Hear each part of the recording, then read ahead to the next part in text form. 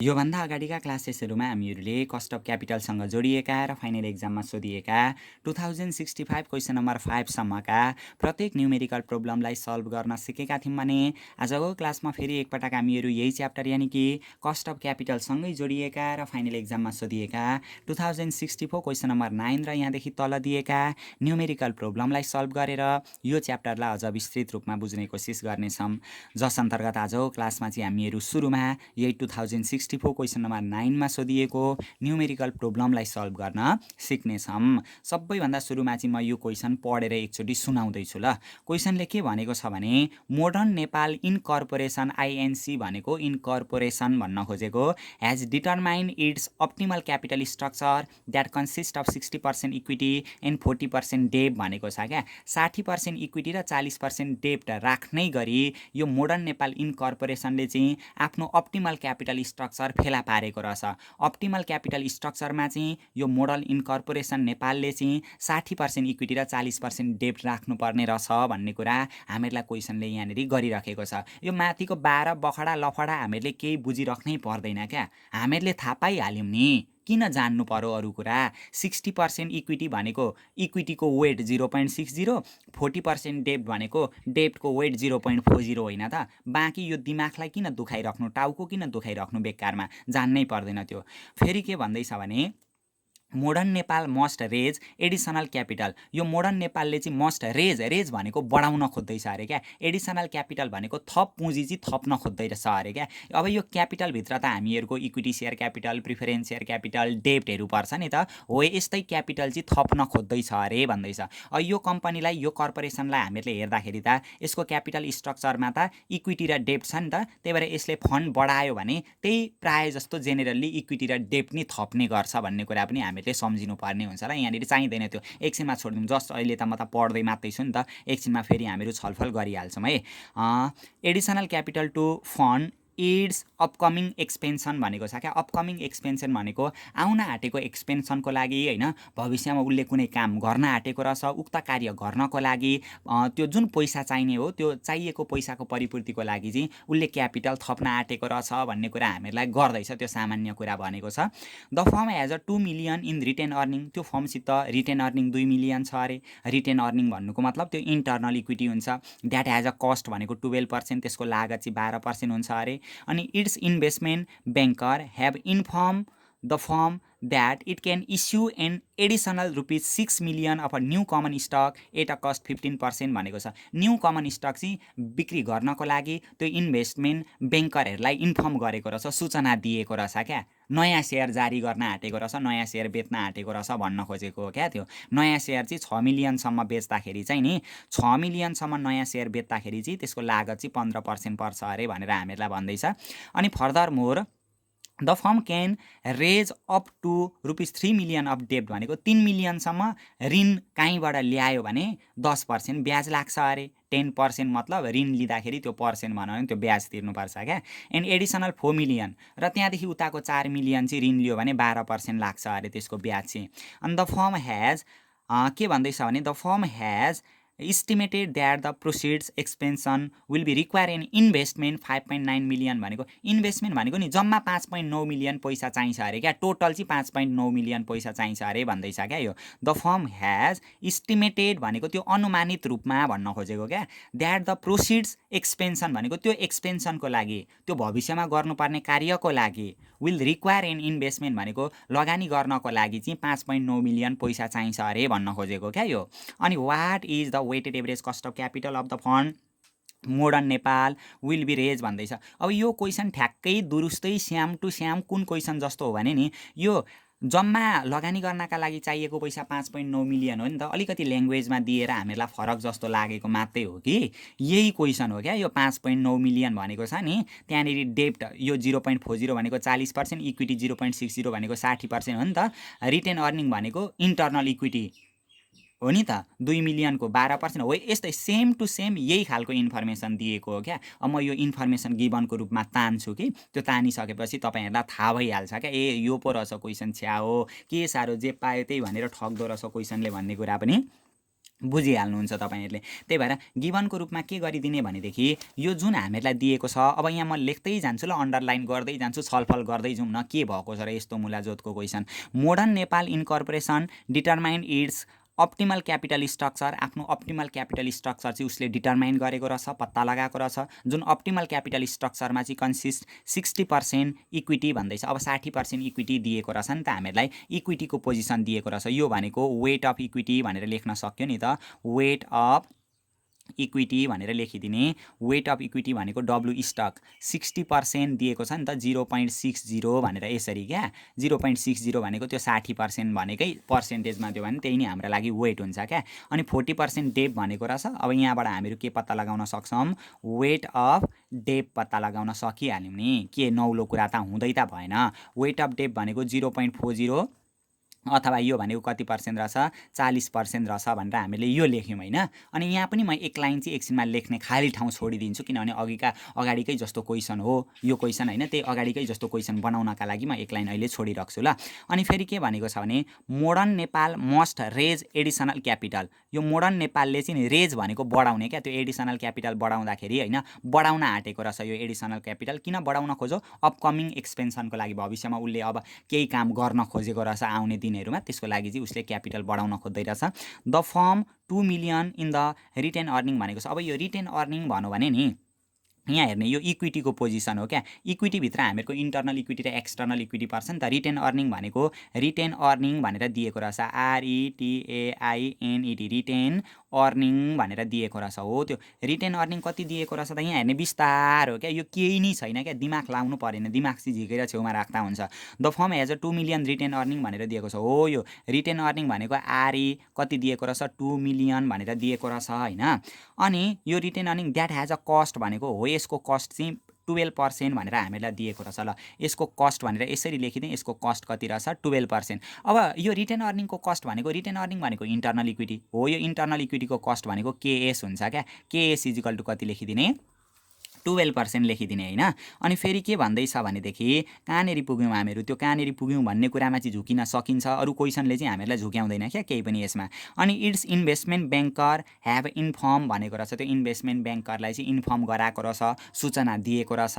The firm that it can issue भनेको रहेछ क्या। अब नयाँ कम्पनीले चाहिँ सेयर बिक्री गर्न आँटेको रहेछ, सेयर इस्यु गर्न आँटेको रहेछ। And additional 6 million new common stock भनेको छ नि, हो त्यो नयाँ कमन स्टक क्या हामीलाई दियो, त्यो इक्विटीभित्रै पर्छ नि त, न्यू कमन स्टक भन्दैछ क्या, यी कमन स्टक भन्दैछ। हो त्यो नयाँ कमन स्टक कति चाहिँ बिक्री गर्न आँटेको रहेछ भन्ने सूचना दिएको रहेछ त यहाँनिर 6 मिलियन भन्दैछ नि त, त्यही भएर ₹6 मिलियन भनिदिने। अब त्यो नयाँ कमन स्टक भनेको चाहिँ एक्सटर्नल इक्विटी हो, त्यसको कस्ट, अब त्यो नयाँ कमन स्टक बिक्री गर्दा त्यसको कस्ट कति पर्छ अरे, 15% पर्छ अरे भनेर त्यो पनि हामीहरूलाई दियो। Further more the firm can raise up to भनेको छ नि, रेज भनेको त्यो बढाउनलाई, त्यो फन्ड उसलाई चाहिएको छ नि त अपकमिङ एक्सपेन्सनको लागि, अब आउने दिनहरूमा काम गर्नको लागि चाहिएको पैसा बढाउनु पर्नेछ। त्यो पैसा बढाउँदाखेरि चाहिँ सेयरहरू बिक्री गरेर पनि बढाउन सक्छ, ऋण लिएर पनि बढाउन सक्छ नि त। त्यही भएर the firm raise up to 3 million of debt भनेको छ नि, हो त्यो डेप जुन छ नि, अब डेप्टको इन्फर्मेसन हामीलाई दिएको रहेछ क्या। अब डेप्टको इन्फर्मेसन दियो, इक्विटीमा इन्टर्नल र एक्सटर्नलको यति इन्फर्मेसन दिइसकेपछि डेप्टको इन्फर्मेसन कसरी दियो, हो यो 3 मिलियनसम्म ऋण लियो भने 10%का दरले ब्याज पाइन्छ अरे क्या। त्यही भएर डेप्ट होइन 3 मिलियनसम्म लिँदाखेरि होइन यसको कस्ट चाहिँ कति पर्छ अरे, यसको कस्ट चाहिँ कति पर्छ अरे, 10% पर्छ भनेर हामीलाई यहाँनिर दिएको छ। अनि एडिसनल 4 मिलियन भनेको छ नि, फेरि एडिसनल डेप्ट यदि हामीले त्यो 3 मिलियन ऋणले पुगेन भने फेरि 4 मिलियन ऋण ल्यायौँ भने चाहिँ यसको कस्ट चाहिँ कति पर्छ अरे भन्दैछ।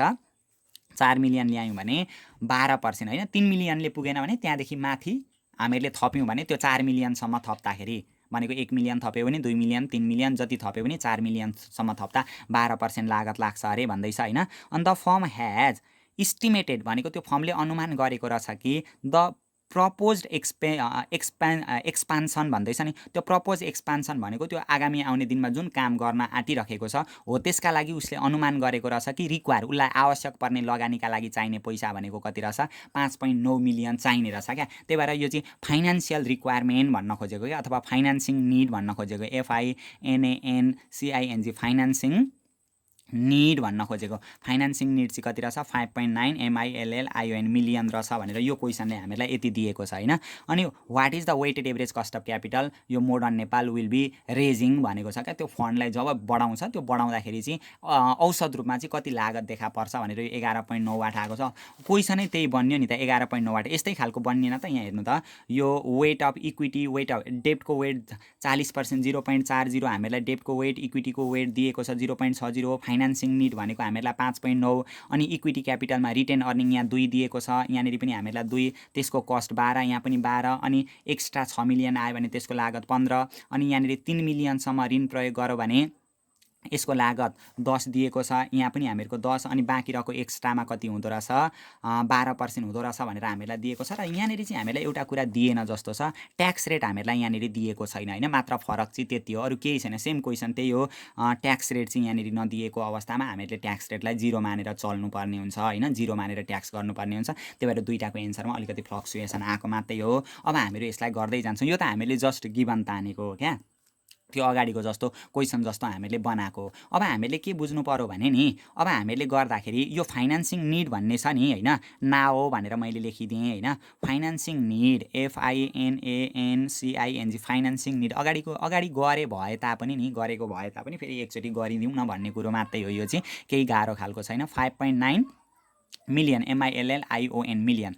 अब यो फाइनान्सिङ निड चाहिएको भनेको 5.9 मिलियन हो। अब यो चाहिएको पैसा 5.9 मिलियन उसले कलेक्सन गर्दाखेरि उसले ऋण प्रयोग गर्छ यो जुन वेट भनेको छ नि 40% ऋण प्रयोग गर्दो रहेछ 60% चाहिँ सेयरहरूको माध्यमबाट उसले कलेक्सन गर्ने रहेछ। त्यही भएर ऋण प्रयोग गर्ने रहेछ ऋण कति पर्सेन्ट छ 40% के को त्यही 5.9 मिलियनको क्या हो। त्यो 5.9 मिलियनको 40% कति आएको थियो अस्ति गर्दा 2.36 कि कति आएको थियो हैन अस्ति भर्खर क्लासमा त हामीले गरेको हो 0.40 गर्दाखेरि 5.96 हैन 9 मात्रै हो 5.9 मात्रै हो को 0.40 गर्दाखेरि 2.36 हो ल ₹2.36 मिलियन भनेर यसरी हामीले आयो यो डेब्ट यति प्रयोग गर्नुपर्ने रहेछ। अब बाँकी रहेको त इक्विटी हो नि त हो यो इक्विटी चाहिँ कति हामीहरूले प्रयोग गर्ने हो इक्विटी भनेको त 60% लिने हो नि त किनभने इक्विटीको वेट 60% छ नि त 60% मैले सारांशमा भन्दैछु ल अब यहाँदेखि उता किनभने यो गरिसकेकै क्वेसन हो त्यस्तो गाह्रो तपाईँहरूलाई नहोला त्यस्तो तपाईँहरूलाई बुझ्नका लागि केही अप्ठ्यारो हुँदैछ भने त्यो अगाडिको क्वेसनमा गएर हेर्नुभयो भने नि योभन्दा जस्ट अघिल्लो होइन त्योभन्दा अघिल्लो भिडियोमा हामीले त्यहाँनिर प्रष्ट रूपमा होइन अलिकति अर्को भर्जनमा पनि त्यो क्वेसनलाई फेरि हामीले निर्माण गरेर दुई तरिकाबाट त्यो क्वेसनलाई बुझ्न खोजेका थियौँ यहाँ पनि छलफल गर्छौँ हामीहरू ल 5.9 को 60% कति आउँछ 5.9 को 0.60 60% गर्दाखेरि 3.54 मिलियन भनेर यसरी आउने रहेछ। र हामीले नबिर्सिनु पर्ने कुरा सम्झिराख्नु पर्ने कुरा इक्विटीभित्र एउटा इन्टर्नल इक्विटी हुन्छ इन्टर्नल अर्को एक्सटर्नल भन्ने हुन्छ एक्सटर्नल भन्ने हुन्छ। अब हामीले के बुझ्नु पर्यो भने अब इक्विटीबाट चाहिँ हामीले एनी हाउ 3.54 मिलियन चाहिँ पैसा खोज्नु पर्यो क्या इक्विटीबाट चाहिँ यति पैसा कलेक्सन गर्नु पर्यो। अब यति कलेक्सन गर्नुपर्ने ठाउँमा नि यो रिटेन अर्निङबाट कति फुलफिल हुन्छ त्यो बाँकी रहेको चाहिँ बाहिर सेयरहरू बेच्नु पर्यो भन्नुको मतलब 3.54 मध्ये यो कम्पनीमा जुन रिटेन अर्निङ हुन्छ नि त्यो रिटेन अर्निङ भनेको कम्पनीको इन्टर्नल इक्विटी हो क्या। रिटेन अर्निङ कति दिएको छ त यहाँ हामीलाई 2 मिलियन दिएको छ हो त्यो रिटेन अर्निङबाट पहिले त्यो व्यवस्था गरिहाल्छ त्यसको लागत कति पर्न जान्छ 12% पर्न जान्छ अनि बाँकी नपुगेको कहाँबाट ल्याउनुपर्छ एक्सटर्नल बाहिरी सोर्सेसबाट। त्यही भएर कमन स्टक नयाँ कमन स्टक बेच्नु पर्यो जम्मा चाहियो 3.54 मा 2 मिलियन त रिटेन अर्निङै थियो भने बाँकी रहेको 1.54 चाहिँ हामीले त्यो बाहिर कमन सेयरहरू बिक्री गरेर त्यहाँबाट कलेक्सन गर्नुपर्ने हुन्छ। अब यो बाहिरबाट हामीले यति जुन यो रिटेन अर्निङले फुलफिल हुँदैन नि त्यो हामीले जम्मा कलेक्सन गर्नुपर्ने भनेको 3.54 मात्रै हो धेरै पनि छैन 3.54 मिलियनमा 2 मिलियन त भइसक्यो। अब बाहिरबाट कति ल्याउनु पर्यो 1.54 मात्रै ल्याउनु पर्यो हामीले बाहिरबाट चाहिँ 6 मिलियनसम्म ल्याउन सक्छौँ क्या भनेर क्वेसनले यो दिन खोजेको मात्रै हो। बाहिरबाट ल्याउनु परेको खण्डमा 6 मिलियनसम्म चाहिँ ल्याउन सक्छौँ जसको लागत कति पर्छ 6 मिलियनसम्म ल्याउँदाखेरि चाहिँ 15% लागत पर्छ क्या 6 मिलियनसम्म ल्याउँदा भन्नुको मतलब 1 रुपियाँ ल्याए पनि 6 मिलियनसम्ममा चाहिँ 15% लागत पर्छ बाहिरबाट चाहिँ भनेर हामीले बुझ्नुपर्ने हुन्छ। अब हामीले डेब्ट कति प्रयोग गर्नुपर्ने हो डेब्ट भनेको 2.3 छ प्रयोग गर्नुपर्ने हो। त्यही भएर हामीले डेब्ट प्रयोग गर्दाखेरि नि 3 मिलियनसम्म प्रयोग गर्दाखेरि 10% मात्रै लागत लाग्छ। हामीलाई ऋण यदि 3 मिलियन अथवा 3 मिलियन भन्दा कम्ती चाहिएको छ भने नि 10% मात्रै लागत लाग्छ क्या। 3 मिलियन भन्दा धेरै चाहिएको थियो भने चाहिँ हामीले यहाँबाट पनि प्रयोग गर्नु पर्थ्यो, त्यहाँनेरि चाहिँ 12% लागत लाग्थ्यो हैन। हो त्यस्तोसँग सम्बन्धित क्वेसन हामीहरूले यो प्रब्लम गर्दाखेरि हैन, यहाँनेरिको प्रब्लम गर्दाखेरि दुईटा प्रब्लम बनाएर छलफल गरेका थियौँ हैन। त्यो क्लास एटेन्ड गर्नुभएको छैन भने कृपया एटेन्ड गरिदिनु भयो भने नि एक्जाममा झुक्क्याउँदैन क्या, क्वेसनले झुक्क्याएरै दिए पनि हामीहरू झुक्किन सक्ने अवस्थामा चाहिँ हुँदैनौँ क्या, पर्फेक्ट तरिकाले मिलाउन सकिहाल्छौँ। त्यो छोडिदिउँ, हामीलाई ऋण कति मात्रै चाहिएको छ? 2.3 छ मात्रै चाहिएको छ। 2.3 छ मात्रै चाहिएको छ भने त यहीँबाट ल्याइहाल्छौँ नि, यसैले फुलफिल हुन्छ नि त। 3 मिलियनसम्म ऋण ल्याउँदा त 10% सस्तो लागतमा पहिले हेर्ने हो नि त। त्यही भएर हो यो पर्सेन्ट भनेको चाहिँ इन्ट्रेस्ट रेट हो। अब हामीलाई डेब्टको म्याच्युरिटी पिरियड पनि दिएको छैन, केही पनि दिएको छैन हैन, त्यो कतिमा बिक्री गरौँ भन्ने कुरा पनि दिएको छैन नि। यो इन्ट्रेस्ट रेट पनि हामीहरूको लागि केडी हुन्छ, 10% भयो। केडीलाई केडिटीमा बदल्नु पर्यो। केडिटी भनेको केडी टाइम्स 1 माइनस ट्याक्स हुन्छ। केडी 10 दिएको छ, ट्याक्सको रेट यहाँ दिएको छैन, त्यही भएर कति पर्सेन्ट हुने रहेछ? 10% हुने रहेछ। अब हामीले के गर्नुपर्छ? यो सुरुमा त हामीहरूलाई क्वेसनले यो वेटहरू दिएको थियो हैन, यहाँनेरि वेट हामीहरूलाई दिएको त थियो, तर अब वेट बदलियो क्या, किनभने यो स्टक यो इक्विटीको वेट थियो। अब यो इक्विटीभित्र त हामीहरूको इन्टर्नल इक्विटी र एक्सटर्नल इक्विटी पर्यो नि त। यो जुन इक्विटीको वेट 60% छ, यहाँ चाहिँ इन्टर्नल र एक्सटर्नल दुइटैको वेट छ क्या। भने अब यहाँ मध्ये कति इन्टर्नलको वेट हो, कति एक्सटर्नलको वेट हो, हामीले यहाँबाट निकाल्नुपर्ने हुन्छ। अब यो जुन हामीले एमाउन्टलाई पार्टेसन गरेका छौँ नि, यसको आधारमा नयाँ वेट हामीले पत्ता लगाउनु पर्ने हुन्छ हैन। हामीले अगाडि नै भनिसकेको कुरा भएको कारणले गर्दा म जस्ट खेसराको रूपमा यहाँनेरि भन्दैछु ल। त्यही भएर वेट अफ डेब्ट निकाल्ने, डेब्टको वेट निकाल्नका लागि डेब्टको एमाउन्ट कति छ? 2.3 छ डिभाइड बाई टोटल भनेको हामीहरूको 5.9 छ। यो गर्दा 0.40 नै आएको थियो हामीहरूको हैन, अगाडि पनि हामीले गरेका थियौँ यो क्वेसन। अनि वेट अफ इन्टर्नल इक्विटी, इन्टर्नलको वेट निकाल्दा 2 छ, जम्मा 5.9 छ। अब 2 लाई 5.9 ले भाग गर्दाखेरि कति आउँछ? 2 डिभाइड बाई 5.9 गर्दाखेरि आउँछ हामीहरूको 0.3389 आउने रहेछ, 0.3389 आउने रहेछ। अब यतापट्टि यसको पनि वेट अफ एक्सटर्नल इक्विटी निकाल्नका लागि कति दिएको छ हामीहरूको? 1.54 डिभाइड बाई 5.9, त्यही टोटलले हामीले भाग गर्नुपर्ने हुन्छ क्या। 1.54 डिभाइड बाई 5.9 गर्दाखेरि 0.2610, 0.2610। अब यहाँ के छ र? अब त्यही वाक्यता निकाल्नुपर्ने हो हामीले। WACC निकाल्नका लागि WD into KDT plus WPS into KPS plus WS into KS plus WE into KE। Main formula यो हो। अहिले प्रिफर स्टक छैन, यो हामीले युज गर्नु परेन, अरूबाट हामीले निकाल्नु पर्ने हुन्छ ल। अब गर्न सक्नुहुन्छ होला सायद। यो वेट अफ डेब्ट भनेको यही 0.40 आयो, आफ्टर ट्याक्स कस्ट अफ डेब्ट भनेको त्यही 10 आयो हामीहरूको लागि। WS भनेको 0.3389 दिएको छ, इन्टु KS भनेको कति दिएको छ? KS भनेको 12 दिएको छ, प्लस WE भनेको कति दिएको छ? 0.2610 दिएको छ। KE भनेको कति दिएको छ? कस्ट अफ इक्विटी 15 भनेर दिएको छ। अब यसलाई अब गरिदिउँ न। अब के छ र? क्यालकुलेटर थिच्ने काम त हो। 0.40 इन्टु 10 प्लस 0.3389 इन्टु 12 प्लस अर्को 0.2610 इन्टु 15 गर्दाखेरि 11.98 भनेर यसरी हामीले निकाल्नुपर्ने हुन्छ। यो केही छ त अप्ठ्यारो भन्नु त? यो अप्ठ्यारो तपाईँहरूलाई केही यसमा लाग्यो हैन, बुझ्नका लागि समस्या भयो यदि भनेदेखि यो पहिले हामीले सल्भ गरेका थियौँ हैन, अघि पनि हामीले भन्यौँ। योभन्दा जस्ट अघिल्लोदेखि अघिल्लो भिडियोमा यो क्वेसनको बारेमा, यही क्वेसनलाई दुईटा क्वेसनमा बदलेर हामीले गरेका थियौँ। क्वेसन एउटै भएको कारणले गर्दा मैले यो धेरै भन्न चाहिनँ ल, जस्ट हामीलाई यहाँनेरि ल्याङ्ग्वेजमा मात्रै दिएको छ, त्यस्तो अप्ठ्यारो खालको छैन। अब यो क्वेसन र यो क्वेसन त म एउटै खालको देख्दैछु हैन। यो 13% डिभेन्चर 2008 6 मिलियन, ल यो क्वेसन एउटै रहेछ। यो हेर्ने बित्तिकै मैले हेरिनँ पनि ल, यो गर्नु होला। यी 14.425 हैन, 14.425 यहाँनेरि दिएकै छ, त्यो एन्सर पनि त्यही आइहाल्यो हैन। ल यो क्वेसन गर्नु होला हैन, एउटै खालको क्वेसन रहेछ, छोडेँ ल मैले। अब अर्को क्लासमा चाहिँ नि हामीहरू अब 1-2वटा क्वेसन हामीले गर्नुपर्छ। अब एउटा लास्ट क्लास हामीहरू यो च्याप्टरको लिन्छौँ होला हैन। आजको क्लास पनि मैले अलिकति छोटोमै सीमित गर्न खोज्दैछु। अब आगामी आउने क्लासमा चाहिँ हामीहरू लगभग हामीहरूले यो क्वेसन र यो अब 1-2वटा क्वेसन यो अलि लामो प्याटर्नको देखिने खालको गऱ्यौँ भनेदेखि नि अलिकति पर्फेक्टली ढङ्गबाट यो च्याप्टरलाई बुझ्न सक्छौँ हामीहरू। अब आगामी आउने क्लासमा चाहिँ यो प्रब्लम र यो प्रब्लम त एउटै जस्तो देख्दैछु फेरि पनि म हैन।